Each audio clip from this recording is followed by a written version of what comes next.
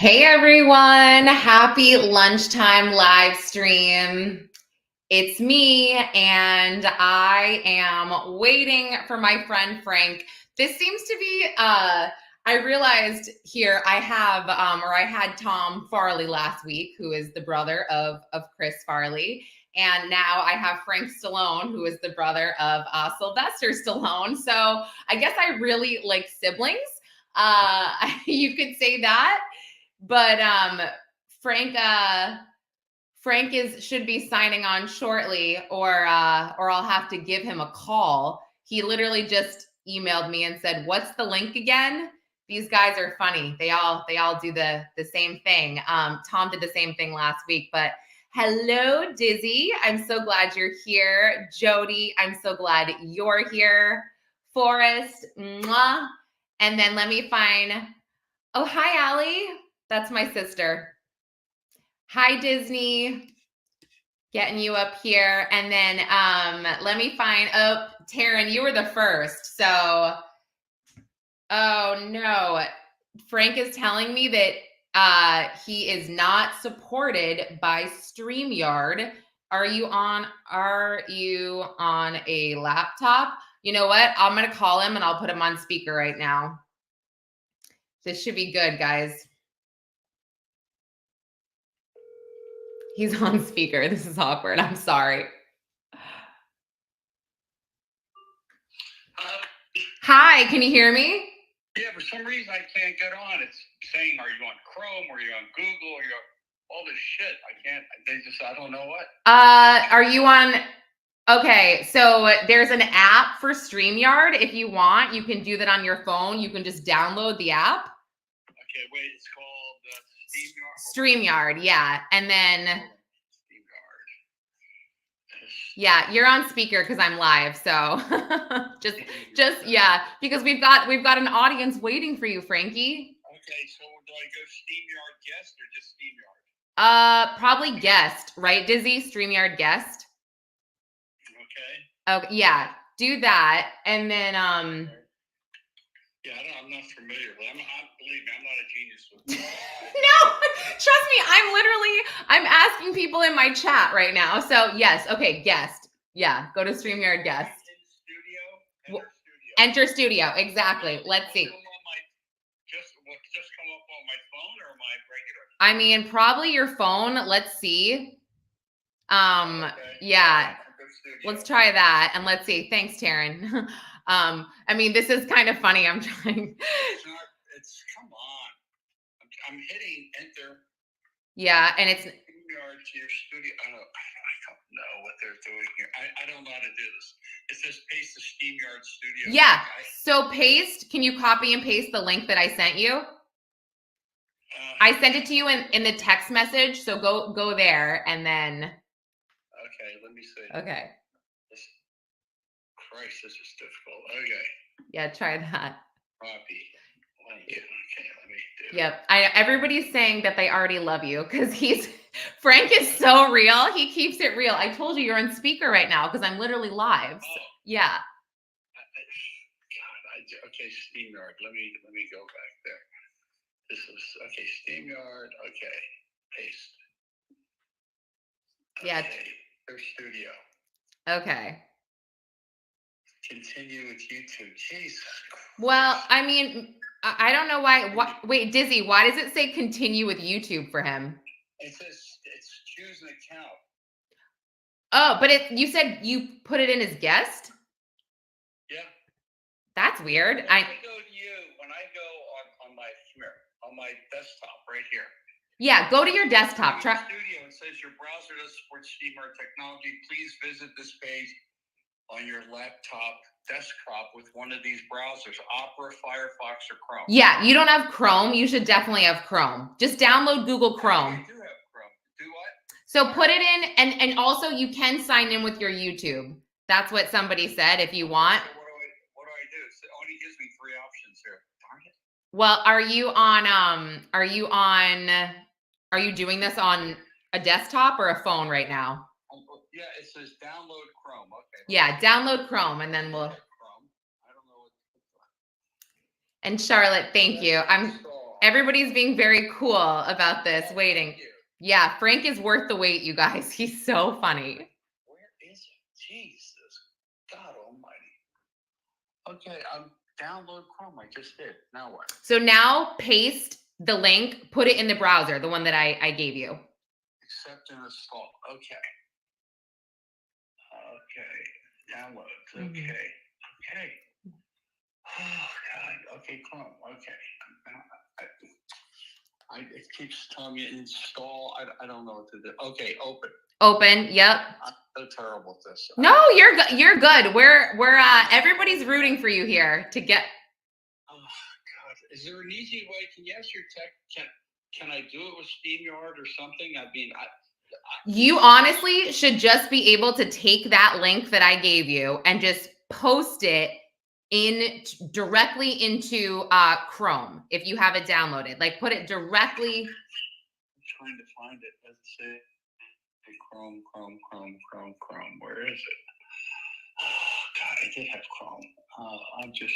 Yeah, that will do it for you. If you have Chrome, you just slap it in there and you're good to go.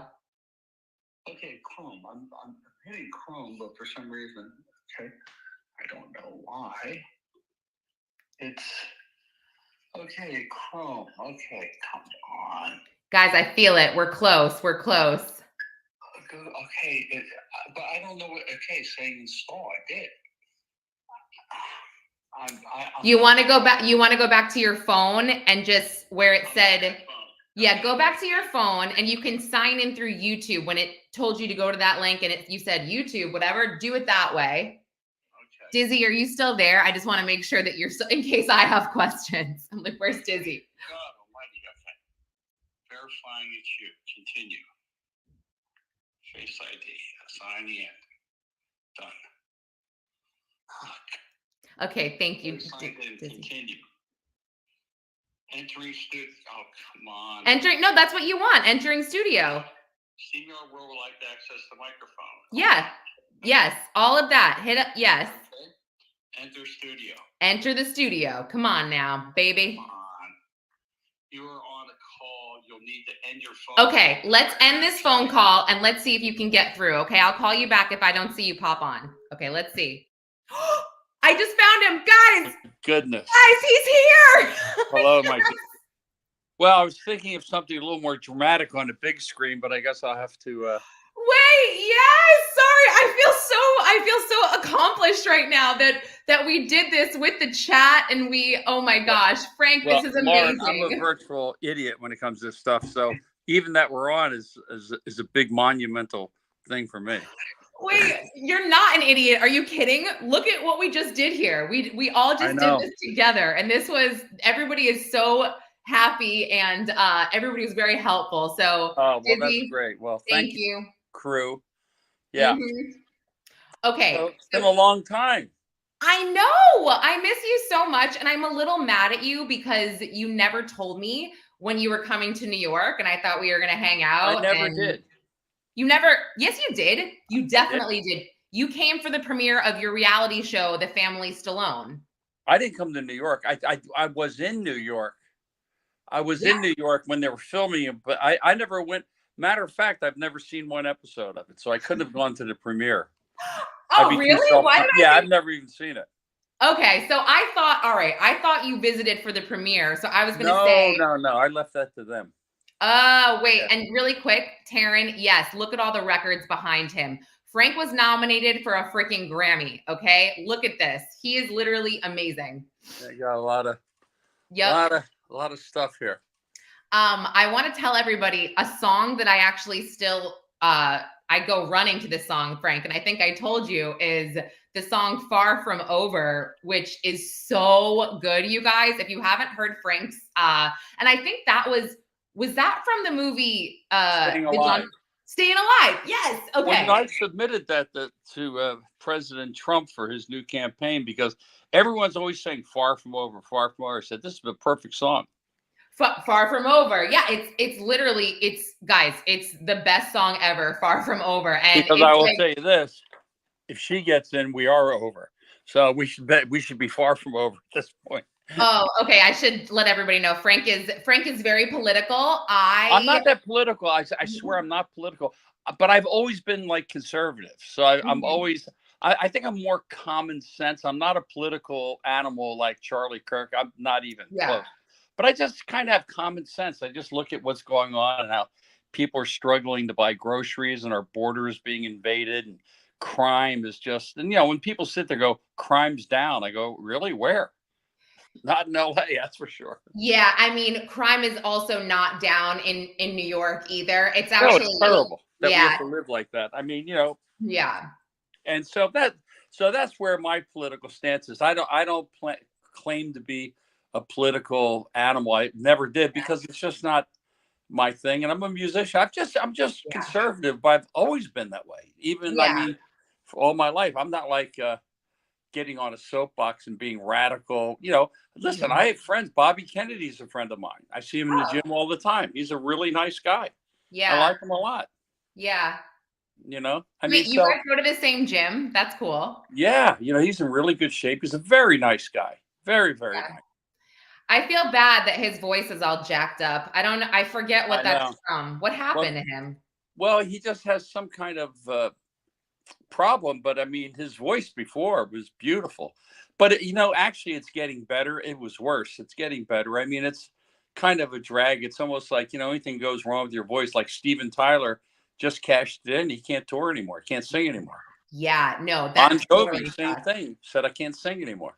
That no, that's horrible. And everybody in the chat is just really touting you, saying that you're so honest and you're so awesome and they love it and that we're all adults and we can be respectful and have different opinions and Absolutely. that's what That's makes the world go round. I don't have to hate people. I just don't like it because if I have opinion that disagrees with someone else, all of a sudden they try to like go after me. I go, wait a second. You're voicing your opinion. I'm not going after you. I might not agree with you, but Yeah. I'm not like unfriending you. I mean, I've had people that I've been friends with since 1970 all of a sudden like unfriend me. I go, you serious? We've known I each other mean 55 years. We're best, and you're unfriending me over this. I mean, political view. why did this come up that like 30 years ago? I Yeah. mean, Yeah. 40 years ago when I voted for Reagan. Well, you you know, live in a tough I mean, you live in LA, you're in Hollywood here, so you're definitely outnumbered. I mean, I'm you know that. somewhat out.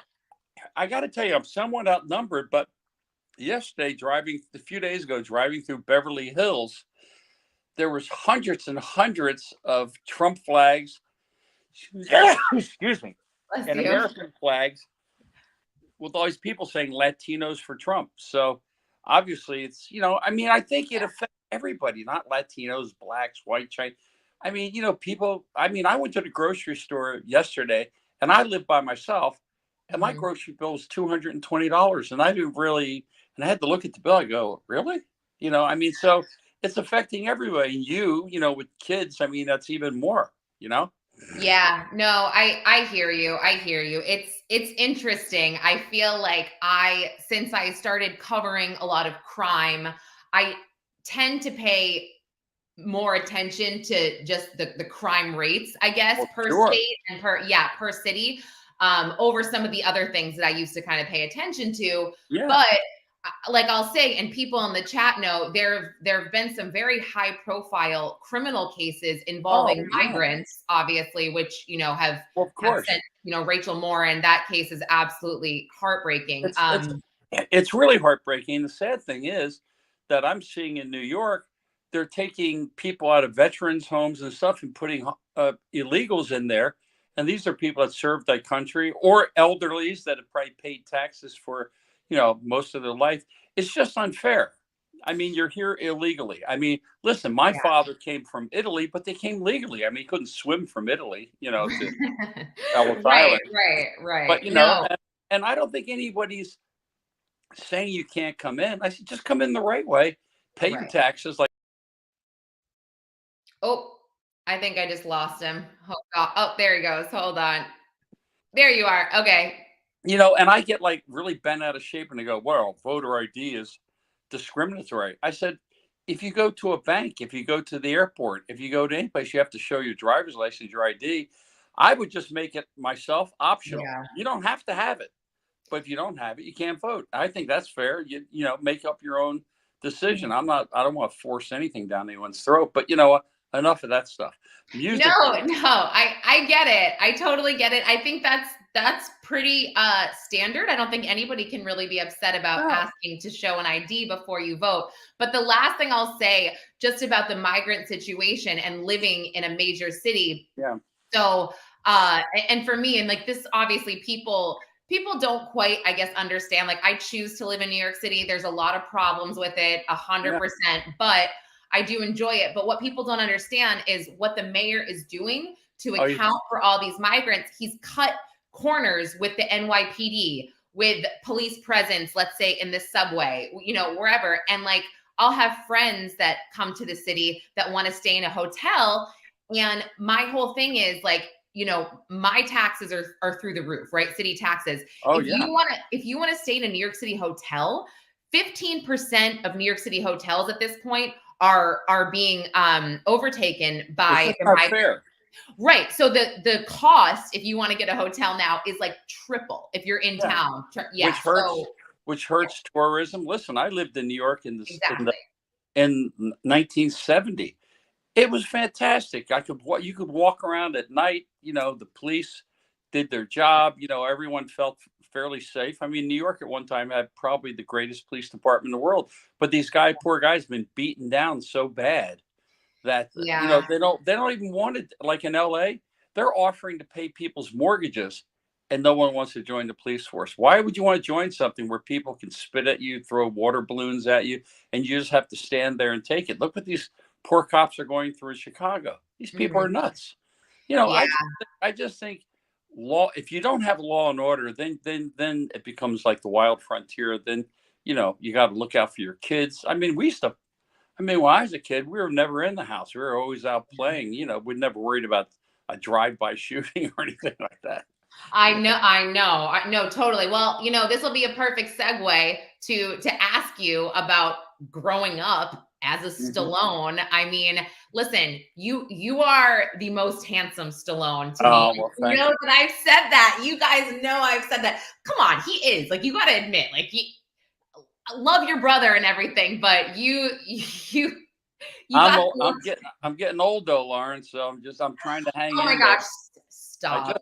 I just had a back operation, so I'm up walking again. I was walking with a cane. I was like, you know, the Hunchback of Notre Dame. And That must have bothered you a lot, but yeah. oh, let me tell you something. Sciatic nerve pain is probably the worst pain I've ever been through. I mean, I've been shot. I've been thrown from horses. I've been kicked. I've been stuck. Nothing compares to nerve pain. I mean, it's just constant. So I had a fusion on my back. I never felt better in my life. Honest to God. Wow. I mean, you know, my girlfriend was here taking care of me, and you know, she's like, you know, Florence Nightingale. You know, but I mean, the thing is, I'm 74 years old. I'm getting ready to do a concert September 28th in Bel Air, Maryland. They have, Cool. you know, I'm from Maryland. You know, I thought we were the only Italians in Maryland, but obviously in Bel Air, Maryland, there's this big Italian festival. And they said it's like the second year, but 25,000 people showed up. So That's amazing. Well, I yeah, need to unpack a few things of what you said. First of all, Taryn wants to know what kind of shot did you get to make this pain go away? Like a cortisol shot or something? no. I had to have a major operation, a back fusion. Oh, wait, sorry. I think she meant you got shot. Like you actually got shot with a gun. Oh, yes. I had 70 stitches in my hand. Yeah. What? Who shot you? What happened? Believe it or not, I used to collect guns, and I was taking a break I was doing a seminar in L.A., and I stopped off at a gun store. I was on a lunch break, and I figured, I just wanted to look at some World War II antique stuff. And the gun store owner was showing another guy a gun. He goes, "Yeah, look at the action in this." And he pulled the trigger, and I was like 4 feet away, and he hit me right in my hand, blood all over the place. He goes, "Oh my God, what happened?" I said, "Well, I think you shot me." And I don't even know why you'd have a loaded gun in a display case at a gun store. And so I just wrapped my hand up, and some guy was in the store, and he drove me a few blocks to Cedar Sinai. And yeah, I mean, and it was really weird. It was in the 80s, and I just had, you know, the big success was Staying Alive. And I said, oh, this should be great. Now I have like have to learn how to play guitar with one hand, you know. Oh no. But they did a fantastic job. It's as good as new. But I mean, thank God it didn't hit me in the stomach. I mean, you know, it was a 38 Colt Diamondback. It would have killed me. I mean, But you know what's so sad about the whole thing? This is, you know, after all the years, you know, like you said, growing up Stallone, I was always the famous one because I was in a rock band since I was 15. He was just kind of like a juvenile delinquent getting in trouble all the time. And I was the guy. Really? Oh, I never cut a class at school in my life. Even though I was a lousy student, I was just afraid to cut class. So what happened? So when Staying Alive came out, had all this good success. Now here's the headlines. I'm the one that gets shot, right? Yeah. I'm in the hospital. And there's a thing in the National Enquirer, a picture of my brother, like Rambo goes, Rambo's brother shot. Not me. I'm the one that got shot, but it's like Rambo's brother Oh is my shot. God. And I go, well, there you go. No What matter did Sly say to that? Did he see that headline? Was he like, "Oh shit, sorry"? Like, No, he probably liked it. He probably good publicity. Good publicity for me, not good for me. But you know, it's you know, it is like doing the family Stallone was kind of strange for me, Uncle Frank. You know, it's just like, you know, it's like it was weird. I mean, I'm not an ultra private person, but I tried to make the best of it. I was just being myself, you know, just That's I'm all just you like know. Clearly, that's all you know, Frank, is how to be yeah, yourself. I'm a crazy Leo, you know, and I'm just always been eccentric. My mother always said, "Oh, Frank," you know, my mother was astrologer. She goes, "Well, Frank is that's just the way he is. He's not mean, but he's eccentric." I said, "Well, that's okay." You know, Yeah, are you kidding? I love how honest you are, and there's nothing mean about that. I mean, no, literally. I don't. Yeah, I mean, I'm not a mean-spirited person. I mean, you know, but it's funny on my Instagram when I post some things that are political. Again, it's not like, oh, well, this and you know, it's not that. I get probably 98% positive feedback. Of course, you always have the person that says something horrible. Then you look it up and you find out the person has no post, no this, and so it's probably some The trolls, yeah, some troll. And you know, everyone's very brave on the internet. You know, they're like the bravest people. They should be war heroes. They're so brave on the internet. And they say like when President Trump got shot, I said I don't find any humor in a human being. I've a father of grandfather of 10, a form. I don't find any humor in that someone getting shot. But there are people out there that are just mean spirited and I said I don't find anything. And there were some comedians that were doing stuff. I said, you know what?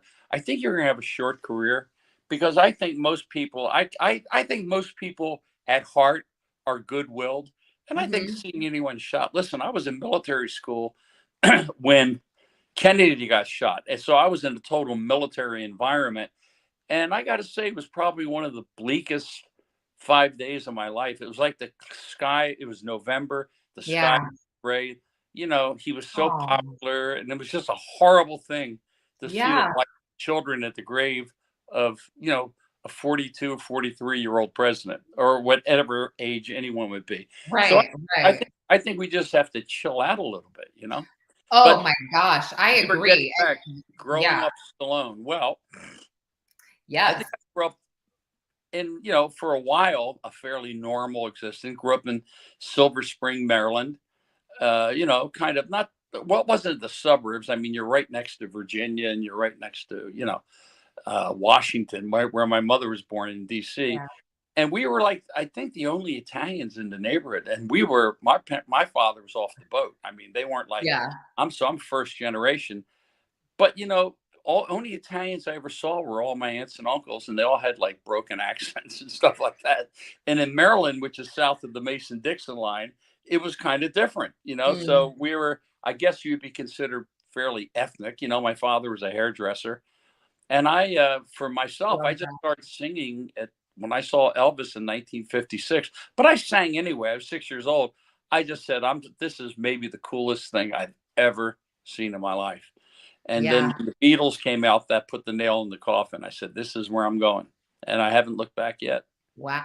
Well, and I want to point out, like, you know, I first interviewed Frank, gosh, it was my documentary. Yeah, it was 2020, right? I think it was, or maybe 2021. Yeah. There's a documentary, and it's called Stallone Dot Frank, that is. And it's an amazing documentary about Frank and about his career, his music career.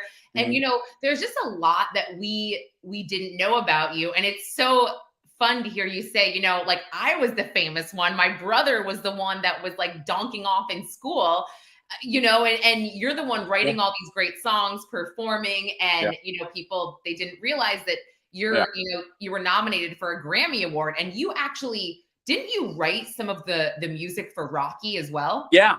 Yeah. Well, he admitted in the film, he goes, Frank was the first talented guy in the family, before me. But it was, listen, my first album with my group Valentine came out on RCA Records almost around the same time Rocky came out. So, and Rocky was like a perfect storm. So I don't care if you were the Eagles coming out with your first record and you were related to him, doesn't matter. You would be overshadowed. But you know what? I always believed in myself. I always had I believe in God, and I always believed in myself because ever since I was a little kid playing music, we won the battle of the bands. So we were always like really a good group and stuff like that. But we just got crushed. I mean, overnight, I became like a non-person, just became Rocky's brother. And, at that point, it kind of negated the 17 years playing all these clubs and bars through, in New Jersey, Maryland, Philadelphia, stuff, driving like a $300 car. But that's, you either flow with it or you just cash in your chips. Like a friend of mine that's in the record business, he finally watched Stallone Frank, that is. He goes, I'm amazed you haven't blown your brains out by yet after seeing the documentary. All the stuff you've done, all the setbacks, all the forward, all the back, all this. I said, well, I love music. I've always loved it. And I believed in myself. And I mean, I've had way more setbacks than, successes, but that's what I do, Well, let's talk about those. But first, Taryn wanted to know, where can you watch Stallone Frank, that is? I think you can rent it. It's streaming on Amazon Prime. I think you can rent it, and definitely Apple. No, it's actually free. Oh, it is. Yeah, it started out charge, but it's free. Okay. And he won 6 Best Picture awards for Best Documentary. But the problem was, won the Garden State, Film Festival stuff. Yeah. But COVID came out. So, we were going to have a big premiere and all that stuff, but COVID came out. And like everyone else in show business or whatever, in business, period, we're just crushed. They couldn't do anything. People, I mean, it was really something out of like, George Orwell movie when that came out. Everyone was paranoid. Everyone was like, it was crazy. Yeah. It was a rough time for the entertainment industry. And it just sucks, like you said, that this movie came out and it was so good. I will admit that I was like, I did not know all this stuff about you. I had no idea. And it, like that's you said, Lauren, that's what I hear from everybody. I swear to God, they go, oh, I didn't know you did that or did that or did that. That's why they called me the most unknown famous person in Hollywood, or the famous unknown person in Hollywood. But I have done a lot of stuff, and that to me is really cool when people say that. It's the same thing when I do a concert. Oh, I didn't know you sang and played guitar. I said, well, what did you think I did? I don't know what they thought I did for a living. Right. And but I think, of course, some of the things they say are hurtful and stuff like that. But you just can't take everything personally, because I mean, who's it coming from? Is it someone that really matters? Not really. That's a good point. Great point. And I've basically been on my own. I mean, I always had bad management. But I've never had anyone. A lot of these acts that are successful, like the Eagles or stuff like that, they always had a great team around them. I never had a team around me, so basically I had to do everything myself. I never could get good management, good agents and things like that. And, and same thing in movies. I mean, it's amazing that I've done 81 movies, and some big.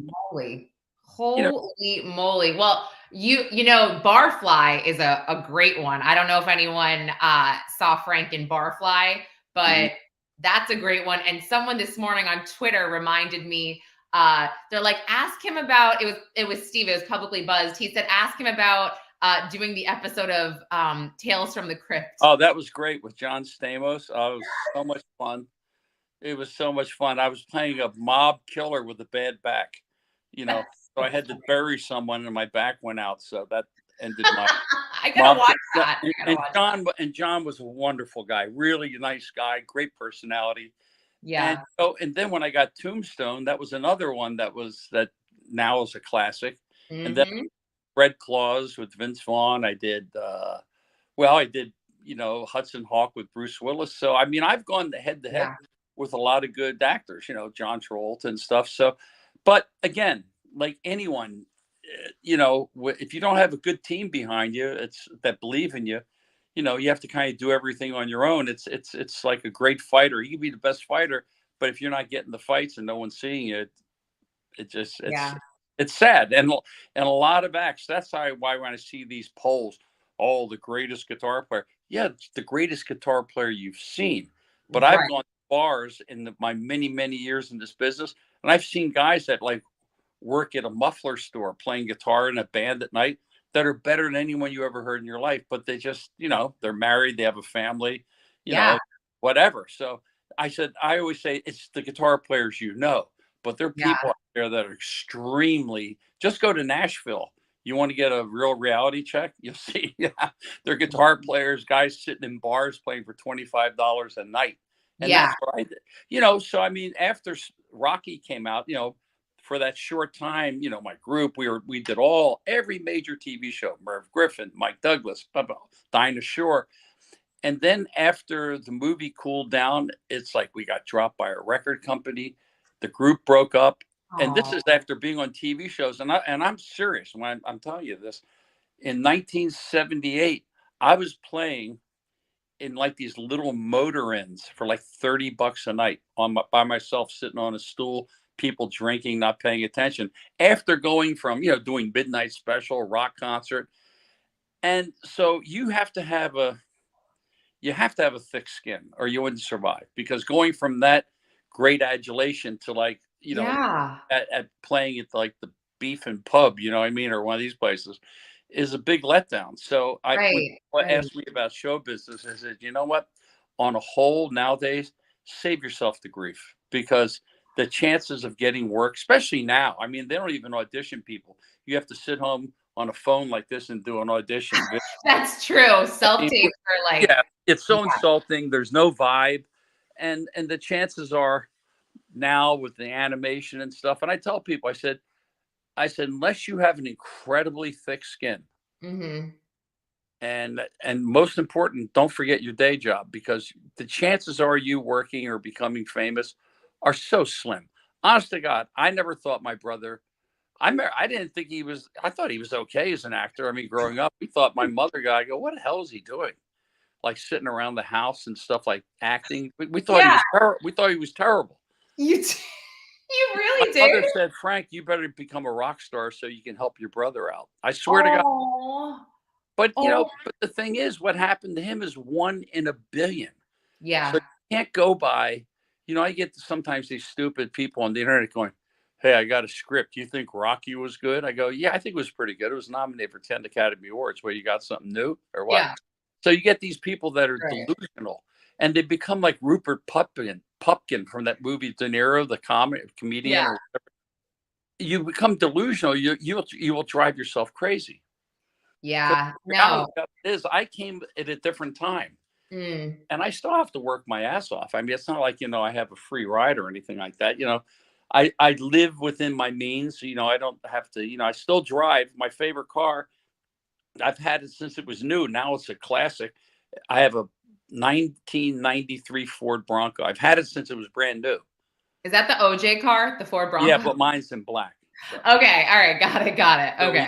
we nixed the OJ on that. But Yeah. Okay. isn't it a shame that your car is connected to a mass murderer? Yeah. Jesus Christ. Honestly, I'm sorry, but like that's literally what I think of. I Is like know. literally.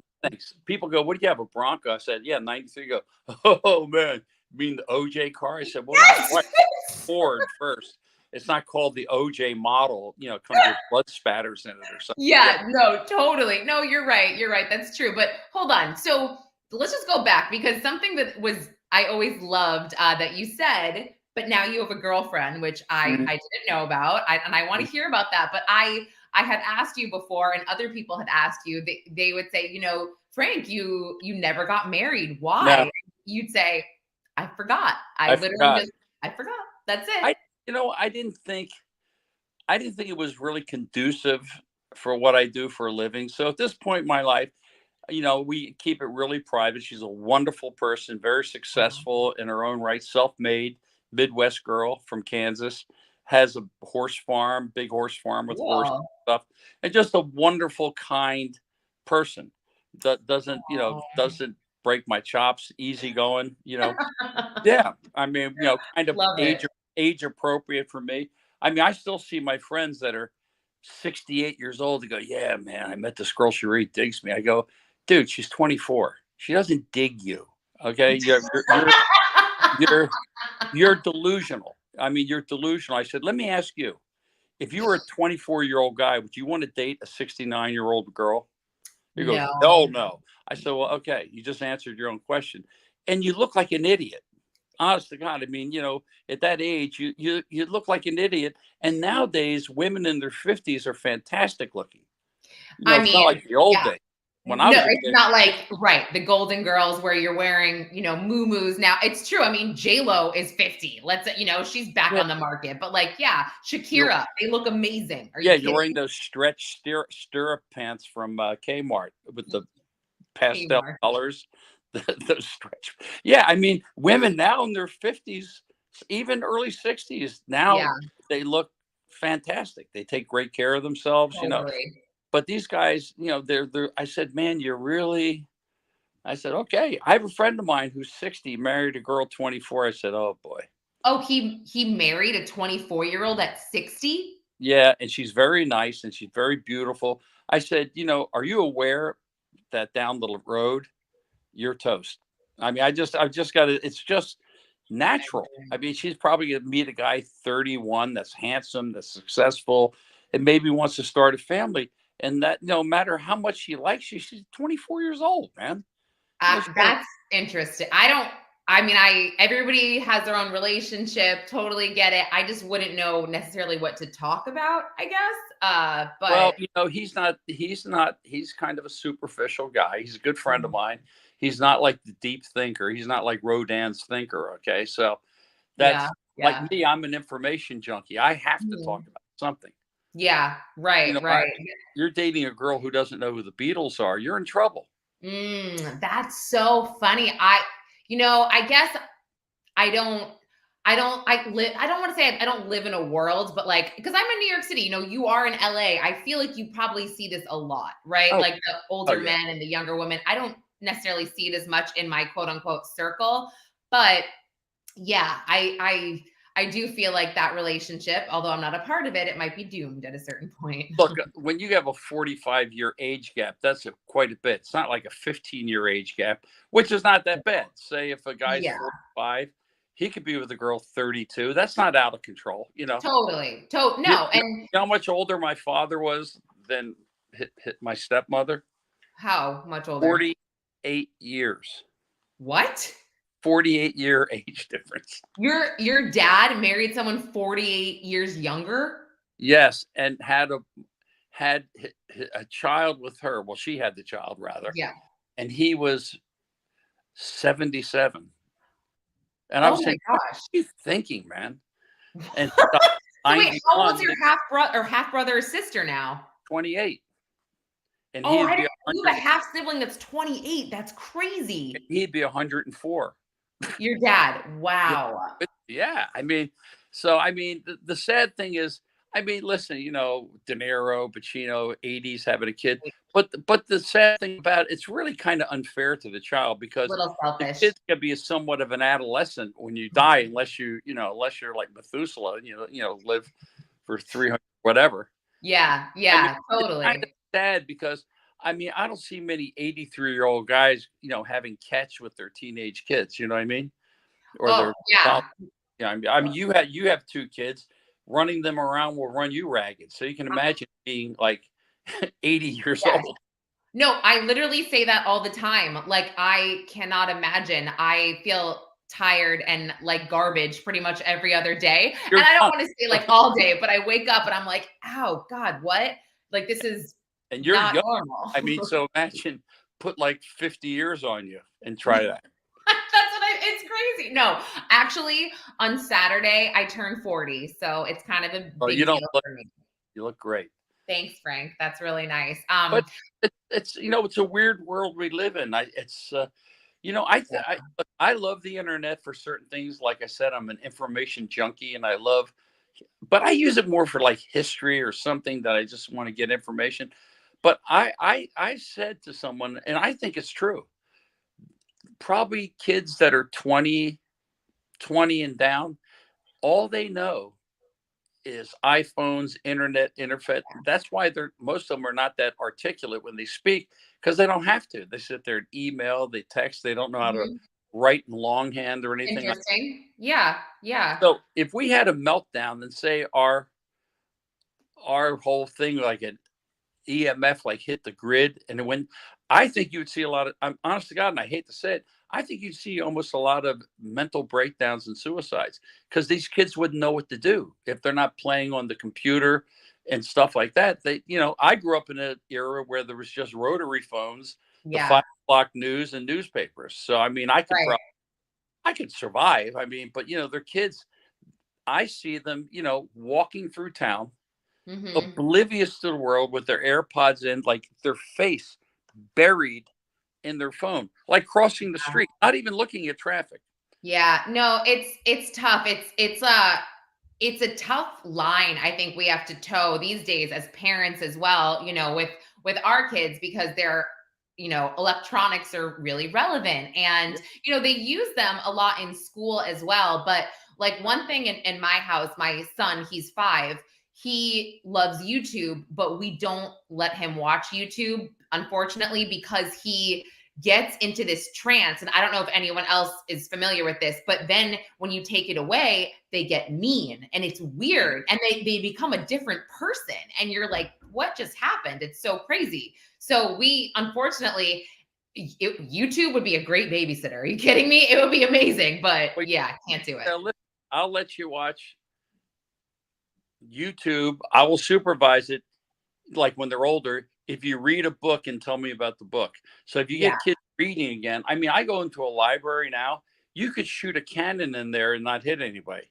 No one reads anymore. I mean, I go out on my balcony in the morning with a cup of coffee and read because it's good for Yeah. it's good for your Right. brain too. If you notice old footage you see on YouTube and stuff of people, even going back, like people that they filmed in 1930 that were in the Civil War, when you hear them talk, they're very articulate because Yeah. those days was word and mouth and reading. That was it. Mhm. Right. Right. So Yeah. people use the spoken word. So that's why a lot of people are very articulate of that time. Not that they were Yeah. educated, but they read a lot. Yeah, no, definitely. And before we totally leave the subject of spouses, Mhm. I think this was Sly. Didn't he and his wife Jennifer like announce they were getting divorced, and then they got back together and now they're Yeah, together? What was up with that? that was just a blip on the screen. I mean, when you're Oh, together like 30 some years, yeah. sometimes things come up. I didn't really get involved in it because I always found it's probably not a good idea to get involved in domestic stuff. But they're back together. I mean, they've Yeah. been back together. They're very Yeah. happy. I mean, I think, you know, after so many years, who knows what comes up? People change, they mature and things like that. But they're Yeah. obviously they seem to be doing really well, and that's good. I mean, where's he going at 78? You know what I mean? Where are you going to go out and, like, go to Scores or something? I mean, it's stuff like that. I don't know. I don't know what he's into. I mean, who the hell knows? And who the hell, maybe he just wants to be alone, right? Who knows? Like, you Well, never you know know. what? He's into working. He's got Tulsa King, so he's Yeah. into, like, he's into being creative and stuff like that. I mean, once you have your domestic situation together, you can, you can concentrate on more things you're doing. Yeah. When you're a young guy in your 20s and you're full of testosterone, everything you're doing is geared to like meeting chicks. You know what I Yeah, mean? It's all totally. geared. Well, I mean, that's how the world turns. The guys are young, they're full of testosterone, they're chasing everything around. They're not hurting anybody, but you know what Right. I mean. Just they're Yes, kids, they're young guys. yeah, a lot of what they do is geared towards getting them laid. I'll just say it. There you go. Yes, I yes. said it. You didn't have to. But No, I did notice that. I was like, they like announced a divorce, and then a day later, they're like, look, they're back together. Did you yeah, have it to was. see It that in the was tabloids? And then, or did he tell you? no, I kind of. He might. I think he. Well, he kind of told me that things were like just going a little off for a bit, Yeah. but it was for a very short time. People, today's people's attention spans aren't as long as they used to be. So it's like something that was yesterday's news, and Yeah. it's like you move on. It's like now all of a sudden P. Diddy was the biggest thing in the news. You don't hear anything about it now. Well, I think we're waiting to hear about that. I mean, I think like I post about that weekly because I just cannot wait for that guy to go down. He is evil personified, Oh, really? allegedly. Allegedly. Yeah, I'll say allegedly, but he is evil personified. I mean, all you have to do is look at that video of him and Cassie Ventura. That is something out of a horror movie when he's It is running pretty. down It the is. hall. I think I saw it. It is pretty. Yeah, it's pretty nasty. I It's don't. I've never laid a hand on a woman in my life like that. I mean, so when I watch, I go, whoa. I love how you say even. What do you mean? Like even when I watched it, like what? As like a fellow musician or like No. When I watched it on the news, I thought it oh was terrible. yeah, it's No, awful. it was really. I mean, it was like, wow.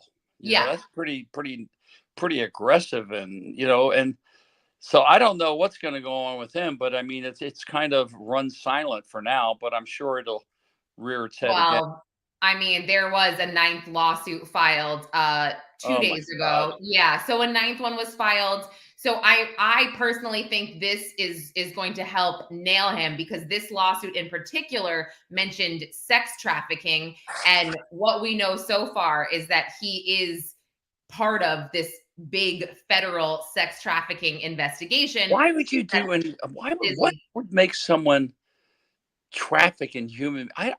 To me, it's like, why would anyone do that? It's so like barbaric. I mean, It is. I can't even imagine, taking young girls or young boys, whatever they do, and it's horrific to me. And you got everything in the world going for you. You got money, you got success. What Yeah. would make you do that? I don't. It's weird Well, to me. I mean, I think that's two separate conversations. I mean, the human trafficking industry, it's disgusting, but it's literally like $1 billion worldwide industry. It's absolutely repulsive and it's not going away. It's getting worse in my opinion. And Wow. you've got these situations in Hollywood and around these big events, right? Like the Super Bowl. So Yeah. if you were to take a team and investigate the situation of human trafficking around Super Bowl and whatever city that's in, the sting, the bust would be ridiculous. And I guarantee, I guarantee you would literally have a laundry list of celebrities that are participating and getting these underage teens, whatever, across state lines for these Oh my events. God. I guarantee it. I guarantee it. So Well, I mean, that's a big thing coming up on this election. They kind of brush it aside. The border, they think probably 15 million people have probably come over that border. And now, it's like it's an open can of worms, and she's trying to deny everything. I said, you were the border czar. You were there one time in almost 4 years. I mean, this thing, the fentanyl, God, that's so sad when you hear these stories about fentanyl and these scary. kids thought they were just taking a painkiller. They didn't do drugs. They were athletes, and then they just dropped dead. Yeah, fentanyl is a huge problem. And this is crazy, but I was in Michigan at my in-laws and I was at this, I guess it was a Rite Aid. I always say Dwayne Reed because that's what we have in New York. But literally there was Narcan just on sale. It's like buy Narcan as a preventative measure at this point for your children, for your dog, actually. They had said, if your dog is sniffing around, and comes across like some kind of old needle, all it takes is like less than a grain for your dog to get to overdose. So I mean, you think about it. I mean, even the head of the FBI yeah. says it's not if we get attacked, terrorized, it's when, it's not if. I mean, who knows if a plane goes over the Super Bowl and lets loose like a 50-gallon bag of fentanyl in the air. That's scary. I don't It want to is think about scary, that. Oh my God. but it is scary. I mean, I tell you, Yeah. I don't even go out that much. Honest to God, I have I'm very comfortable where I live, and I don't really go out that much. And I kind of, excuse me, I Yeah. kind of hang out with somewhat like-minded friends, so that's how I get Yeah. along. I don't bother anybody. I just, I don't. I maybe go out maybe to dinner maybe once a week with a bunch of guys, but Yeah. I just, yeah. I mean, it's scary. I mean, it's just. I mean, you hear about it in Beverly Hills. People are getting, home invasions in the morning or in the day. Oh God. In the morning. Yeah, daytime home invasions is like the big thing now. I mean, it's really terrifying. Well, so it's funny that you bring this up. Not funny, sorry, but like again, because I live in a city and I live in a building, with a lot of apartments, and it's just much it's different. So I'm in the burbs right now in New Hampshire with my parents, and That's my beautiful. sister Yeah, lives here. My sister was like, I get they get solicitors that knock on the door or ring the doorbell at like 7 p.m. at night. I mean, there's Jehovah's Witnesses, there yeah, are politicians saying, like, come vote for me at this meeting, whatever. And I'm like, I don't think I could handle a no, stranger. Not, I think I would be like, get the shotgun. Like, I could not yeah. handle living in the burbs, like at all. That's when you get the Doberman pincer to greet him at the door. You Yeah. know, say, hey, well, you have to go through him first. I mean, Yeah. it's terrifying. I mean, a lot of these gals that live out here alone Yeah. that want to be actresses, they said, you know what? Don't do anything alone. When you go out, go with a group of people. Stay away from underground parking. Pay the extra $5 for valet parking, because that's Hmm. where all these incidents happen. I mean, if they announced, I have quite a few friends that are cops. If they let people know how many people get raped, kidnapped in underground parking. I mean, a guy could see you walking through the mall and goes, wow, that's a pretty hot looking girl. And she's not paying attention. She's on her AirPods Yeah. texting. And they follow them and they know they're going down to the parking lot. They'll hang around the parking lot. Then when you get to your car, bingo, like Jack in the Box, he pops Right. up and you're done.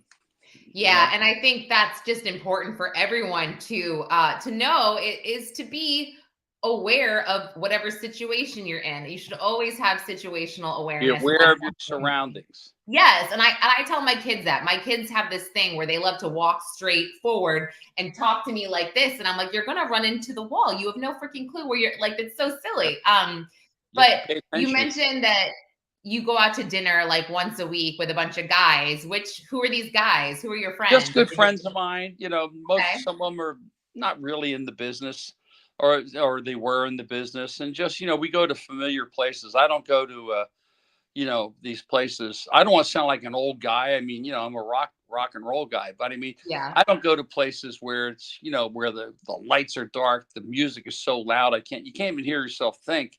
So I Yeah. go to those places, mostly like maybe like supper clubs. There's a lot of celebrities that go to them, but it's basically a supper club. They're going Yeah. with their families and stuff like that. And I had enough of that stuff when I was younger. But Right. it's I think why I'm still physically fit and still together, because I never really got into drugs. I probably smoked pot like in the 60s, like everyone did but I never liked it. So I was never like a guy that was a drug person. I always got up very early in the morning, always worked out and tried to take care of myself. I used to like have a drink once in a while, but I never got into that. And that's, Right. what holds you in good standing when you get older, because, the way you treat yourself when you're young is going to come back and bite you in the rear end as you get older. You know what I mean? Yeah, that's a great point. And Frank, I also think that the fact that you didn't do that, most likely, and whether, maybe you don't realize it now, or maybe you haven't really thought about it, but I think that's also what helped you get through some of this stuff when, Oh, yeah. your label dropped you, or like Sly started doing this stuff and they're calling you Rocky's brother. I think mentally the fact that you had a clear head and you didn't have to come down from anything Yeah. or deal with this, that probably helped a lot, helped you get through. I think it did. I think, if you crawl in a bottle or you get in drugs, the situation is not going to change. You're going to change. The situation is not going Yeah. to change. So basically just hiding from that stuff is not, I think if you have, but you have to believe in yourself. If you have self-doubt in yourself, I think that's why a lot of actors, unfortunately, a lot of them died from drug overdose and stuff. Because I really think deep down in their psyche, they don't think they deserve it. They're not,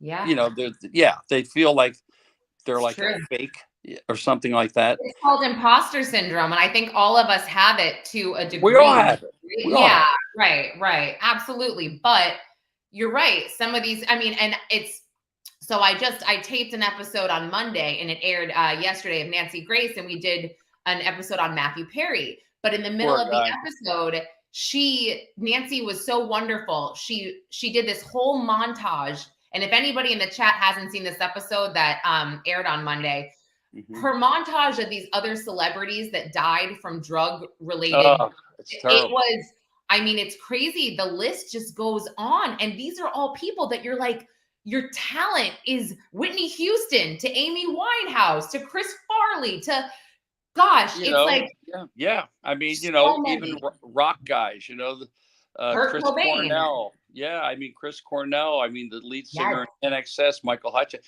And it's the drugs, it's the sports, Kurt Cobain.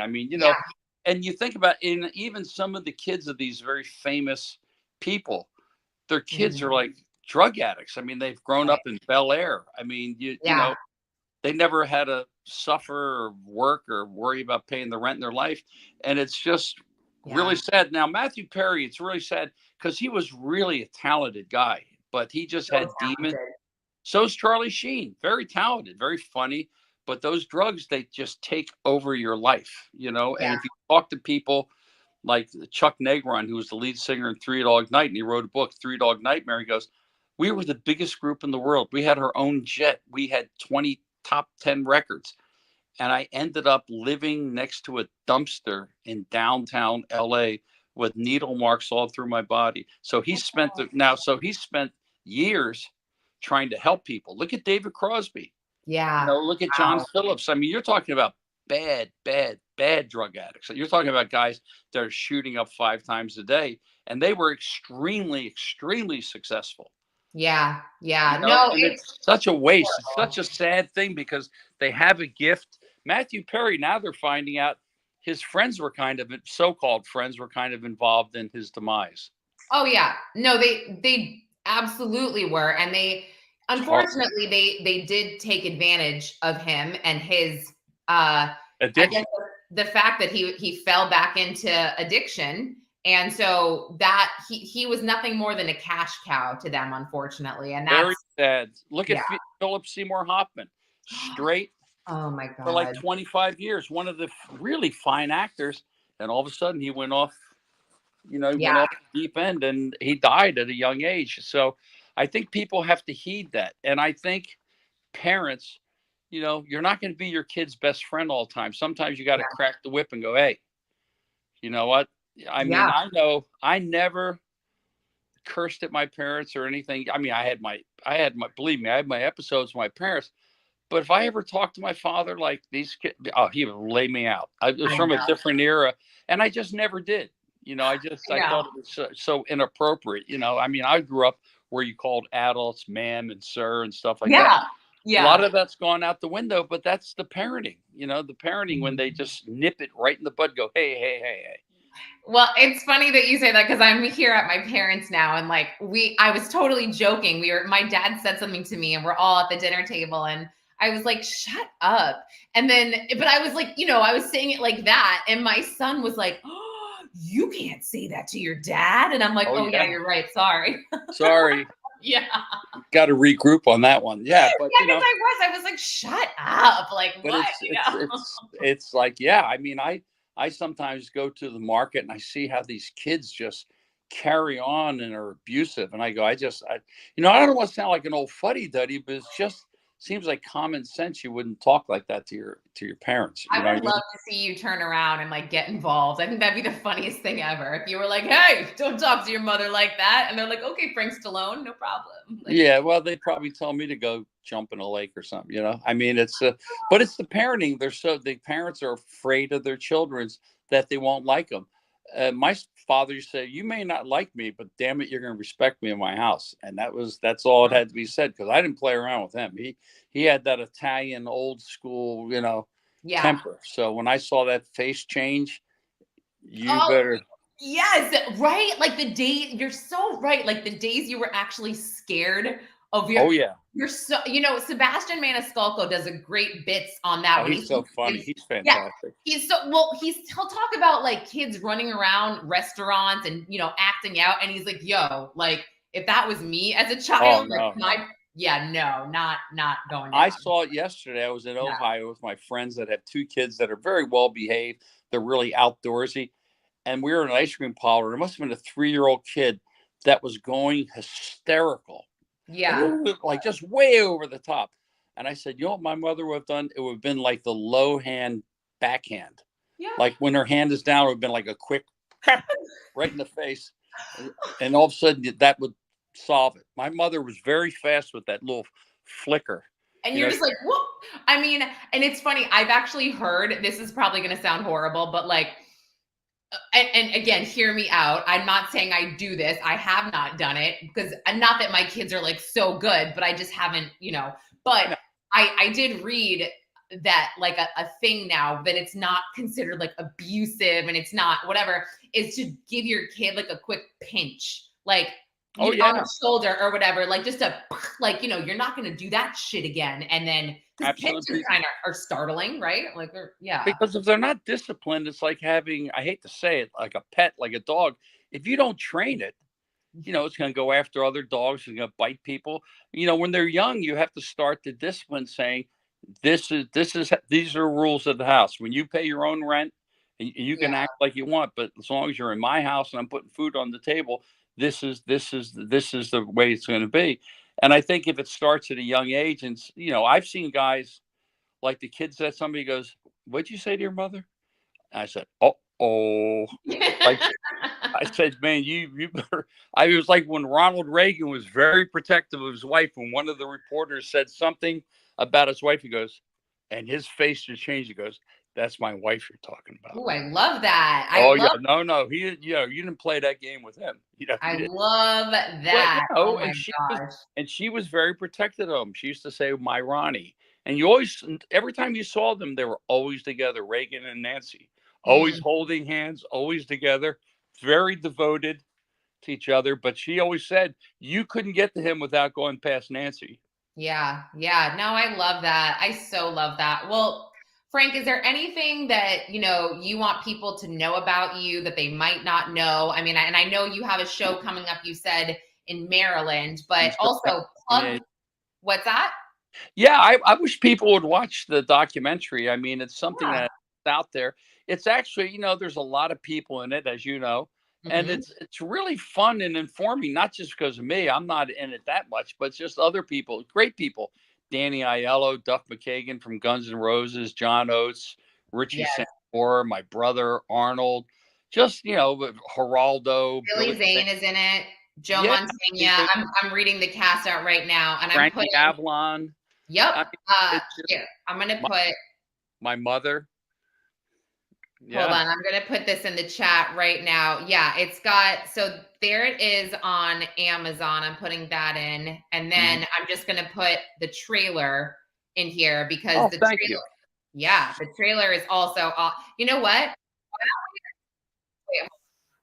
Why don't we Some really quick? Why don't we watch the trailer really fast? Let me just okay. share really Okay. quick, guys. It's a really fun trailer. Sure. Okay, hold on. There we go. I opened my mouth to sing. It was a Sunday, all the relatives over the house. It was an old Italian song. And I didn't know what the hell the words were. I was like 6, 7 years old. It was "E compare." All of a sudden, I just start singing along with it. It just seemed natural. For some reason, it was effortless for me. I never had a pitch problem. I could just sing. Please welcome Frank Stallone. Frank Stallone. Frank Stallone. Frank Stallone. Frank Stallone. Frank Stallone. Frank Stallone. In his world and his talent, he's every bit as good as I am at what I try to do. He's a five-tool guy. He can sing, he can act, he can perform, he can write, and he can fight like a son of a bitch. He was always kind of performing. He had this kind of theatrical thing. Frank was always kind of on. He sings his ass off. Always did. Frank has style and Frank has endurance. He likes to talk a lot. He can tell. He's a force. He's the real deal. Everybody knows, yeah, he did a little doo-wop thing in the first Rocky film, and they think, oh, that's cute. Sylvester had his brother sing a little thing at the beginning. And then you dig deeper and you find out, wow, this guy's a tremendous musical artist in his own right. It was something I was born to do. And I was able for once in my life to be able to show people what I could do. This is the chance of a lifetime. He was into music 24 hours a day and knew that was his calling. He never quit. I don't think the public took him serious. People are going to be thinking of Sylvester Stallone. You just think of him as soon as you see Frank. It's not easy because you live in the shadow. And every time you get a great job, people say you probably got that because of your brother. He didn't. He got this because of his talent. He's gone through hell. I mean, they would put signs up, appearing tonight, Rocky's brother. Rocky's brother. Oh, man, come on. I felt like a complete and absolute failure. Frank, I'm sure, knew what he was getting himself into. He just loved to play.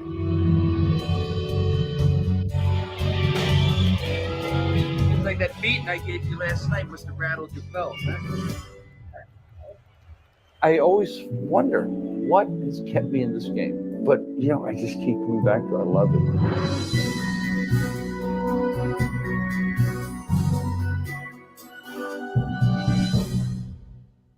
Oh my gosh. I gotta love admit, it.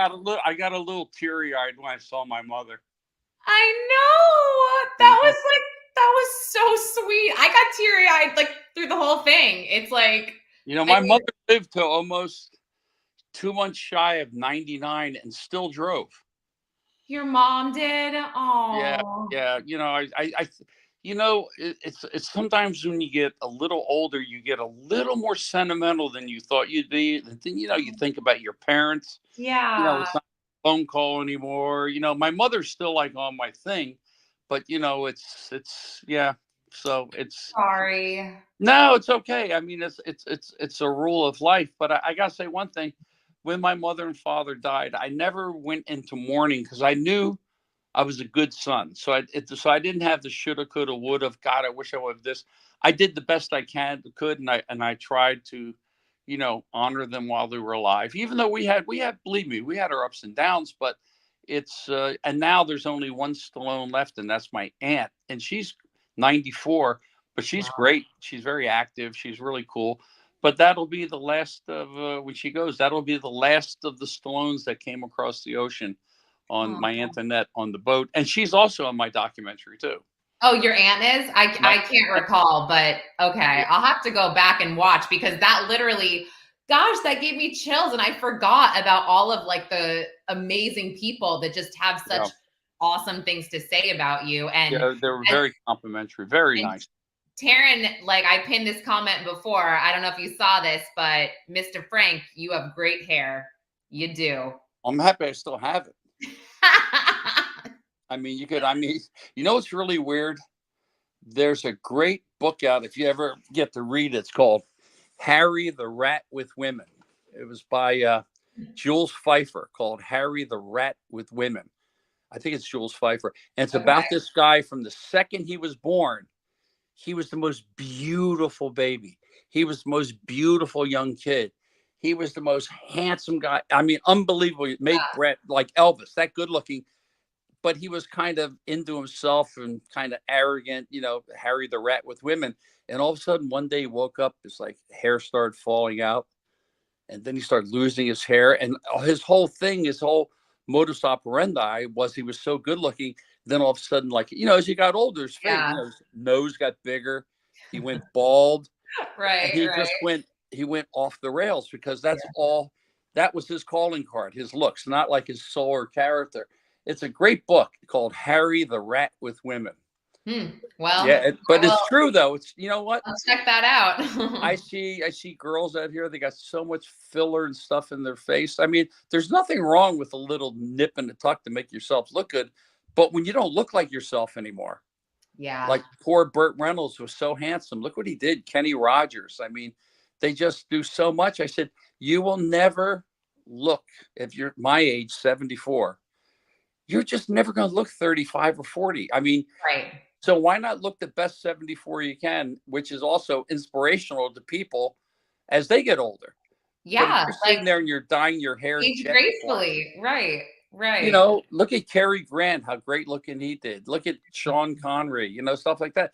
But I mean, you know, you see these guys, I go to the Rainbow, these guys that are older than me, jet black dyed frizzy hair, and they're pale and they're out of shape. I said, you're not fooling anybody. I mean, who at 70 some years old has jet black hair? Unless you're an Arapaho Indian or something. Who does? No, I agree. And that's, you know, For women, it's fine. Women, it's fine. Right. Women, I've heard, I don't know, maybe your audience out there, I've heard from multiple women saying, you know, it doesn't bother me that guy has gray hair or salt and pepper hair. They don't like it on themselves, but they don't mind guys. They think they find it more attractive. Yes, no, that's 100%. I've always been like that, where it's, a guy, you're right. And listen, a lot of women now are not dyeing their hair, which is totally fine. Me personally, I would like to dye my hair until I die. So yeah, that's okay. Listen, in my documentary, one of the top models of the 80s, Joan Severance, is in my and she was one of the most beautiful women in the world. She's got this thick, beautiful gray and salt and pepper, and she looks unbelievable. I mean, you know, if you have the right hair for it, you know, if you got like an afro and curly and it's gray, you look like Brian May from, from Queen. That's a little different. But I mean, the thing is, I think if you grow old gracefully, look at Cary Grant, how good looking he was when he got older and stuff like that. Yeah. You know, look, I mean, I don't agree with him, but George Clooney, gray hair, Richard Gere, gray hair. It doesn't hurt their careers. They look great with the gray hair. Yeah, absolutely. No, totally agree. But when you're dyeing it jet black and you're like 72 years old and then your face is all like pale, it just makes you look older, actually. No, and it's funny. My dad has this story. He was only like 35, but gray hair runs in my family very, very early. Like my brother is all gray. He's 38. And my dad, somebody said, oh, just try to dye your hair. So my dad's like 35, and he said he dyed his hair. It was jet black, and all his friends called him shoe polish for like a year because it just looks so stupid. It looks so fake. They're like, what are you doing? Like, come on. So when you see these kids, like, these young kids get this thick, dark hair, I said, but they're 25 years old. They don't have any lines in their face, and the hair matches the skin. When you get older, the skin doesn't match like jet black hair. It just doesn't. Yeah.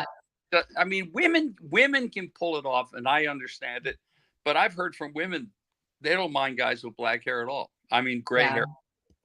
Well, Frank, this has been so much fun. I mean, honestly, thank you so much for joining. It's been too long. I'm happy. I know it has. And like I said, if I come to LA, I'll hit you up, but I guess you haven't been to New York. So I forgive you for not contacting me. No, if I was, no. Yeah, because weren't you off air for a while? I remember I was seeing you on news channels and stuff. And then you kind of went underground. What happened? Yeah, well, I started covering crime a bit more, as my audience knows. And that's sort of been where my passion, I really do love pop culture. I just felt more of a calling for crime. And there's not necessarily a need for networks to call, I guess, a reporter when they have them on staff. I was more called for entertainment related stuff. That must be a great way to start your day. Crime. God almighty. Well, it's different. It's you do feel like you're helping and you're raising awareness and drawing attention. So to certain, I think you more. You know what I heard? And I heard, I don't know if it's true. Maybe you're true. I'm gonna find. I heard that Willie Brown's ex-wife, is going to be at one of Trump's debates. Wait, who's Willie Brown? Am I crazy? Willie Brown was the guy that was in San Francisco, the big high-powered politician that Kamala Harris had an affair with for a long time.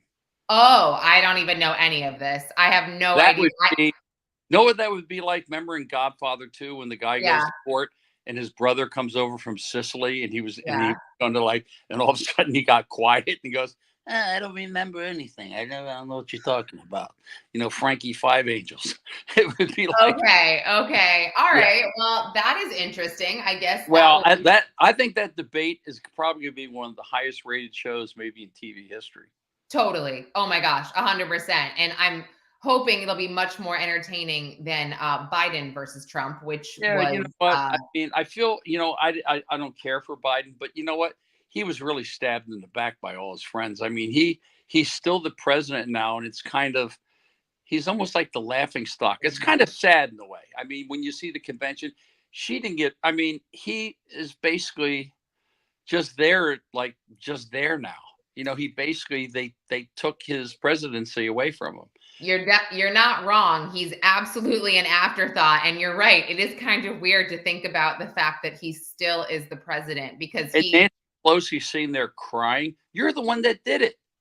You stabbed him in the back. I mean, the thing is, I mean, I'm a big thing on loyalty. And again, I didn't like Biden as a president. I thought he was terrible, and I thought his cognizant skills weren't there. Okay, but the way they did it, it's like they almost just snatched it overnight away from him. And you saw him on stage, backstage. He had tears as he was crying. That'd be really humiliating to go out on the stage like that. Yeah, that is sad. Yeah, no, you're right. I agree with you. Person, I don't like seeing anybody. Yeah. Oh, well, you just. I mean, again, I'm not a Biden Harris person or a Harris Waltz person at all. But I mean, there's a thing of human decency, at least. You know what I mean? I completely agree. Absolutely. Yeah. Unless you're a psycho and you like seeing people suffer, which I don't. Yeah, no, of course. And I think that, I think that you are truly a compassionate person. And, you know, like your mom said, you're not mean, you're honest, right? That's it. You're just, I never try to be mean. I mean, I get mad like other people, but most likely it's out of frustration or something. Totally. Like something you feel like you're helpless to, you know, do. But you know, that's life, and you just try to develop the best coping skills you can. Absolutely. Well, Lauren, thank you so much for having me on. This has been a great time. I hope your fans out there enjoyed it. And everybody, look at Frank Stallone for president. I love it. Oh my goodness. Oh God. Well, that would be interesting. I'll tell you right there. Oh my God, I'd come to all your rallies. It'd be so fun. God, they definitely would be fun.